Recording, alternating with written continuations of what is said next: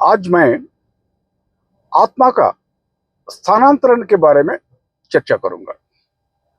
आत्मा की स्थानांतरण के बारे में चर्चा करने के लिए इसको हम विषय को 3 भागों में विभाजन करेंगे। सबसे पहले हम चर्चा करेंगे इंसान की लोक या नहीं तो भूलोक के बारे में। साइंस, आधुनिक विज्ञान शास्त्र भी कहती है यही बात। इंसान का जन्म लेने से पहले काफी समय से पहले पक्षी का कोई जन्म लिया होगा, उसके बाद कहते हैं कि जानवर की जन्म लिया होगा, फिर कहते हैं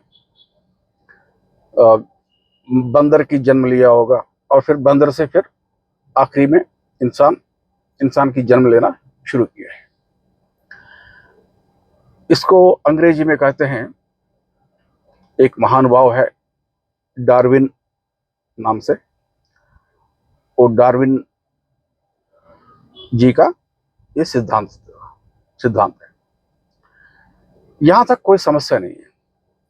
फिर जब इंसान की जन्म लेना जब शुरू हुआ, उसके बाद अब इंसान फंस गया, वो जनन मरण की चक्र में फंस गया।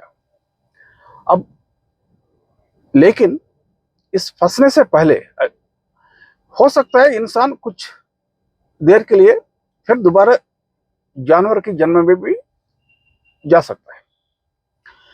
जब हम कहते हैं कि पक्षी का जन्म लेना शुरू करने के बाद आखिरी में जब इंसान की जन्म लेना शुरू किया, इसका मतलब है एक स्थिति पर पहुंचा है इंसान। इस स्थिति पर पहुंचने के बाद ये आम स्थिति है। इसका मतलब ये नहीं है कि तुरंत या हमेशा इंसान की जन्म ही लेगा। हो सकता है थोड़ी देर के लिए दोबारा जानवर की जन्म में भी लेना पड़े, और उसके बाद फिर दोबारा इंसान की जन्म लेना शुरू करेगा। लेकिन एक बार इंसान की जन्म स्थिर हो गया, संतुलन बन गया, ये मान लीजिए अभी ये फंस गया, जनन मरण की चक्र में इंसान भी फंस गया। फिर इंसान की जन्म लेता रहेगा, लेकिन स्थानांतरण होता रहेगा। जन्म लेना, फिर उसके बाद मृत्यु के बाद फिर जन्म लेना, इस प्रकार। ये हो गया बात एक। अब हम दूसरी बात के ऊपर आएंगे।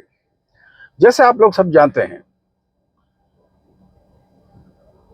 शास्त्र में लिखा हुआ है कि विश्व में 14 लोक है, और जिस लोक में हम रहते हैं यह है भूलोक। हमारा ऊपर है 6 लोक और नीचे है 7।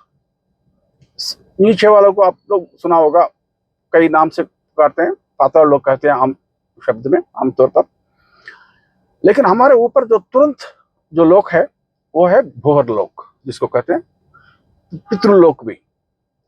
ये वो लोक है जहां मानव की आत्मा मरने के बाद चलता है, वहां पहुंचता है।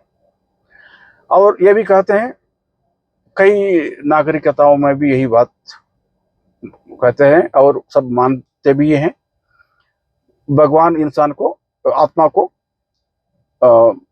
जजमेंट करेगा, उन्होंने क्या क्या अच्छा काम किया, बुरा काम किया, और उनका जो कर्मों के अनुसार अगर कोई अच्छा काम किया होगा तो उनको फिर अगली लोक में, तुरंत जो अगली लोक है वो है स्वर्गलोक, भोरलोक के बाद वहां पर जाने देता है।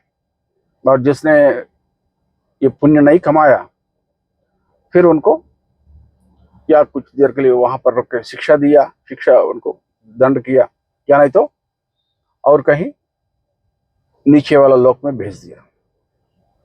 और जैसे जैसे जो लोग स्वर्ग में पहुंच गया, जैसे जैसे उनका पुण्य खत्म हो जाएगा, पुण्य खत्म होते ही फिर वापस इंसान की जन्म लेना शुरू करते हैं।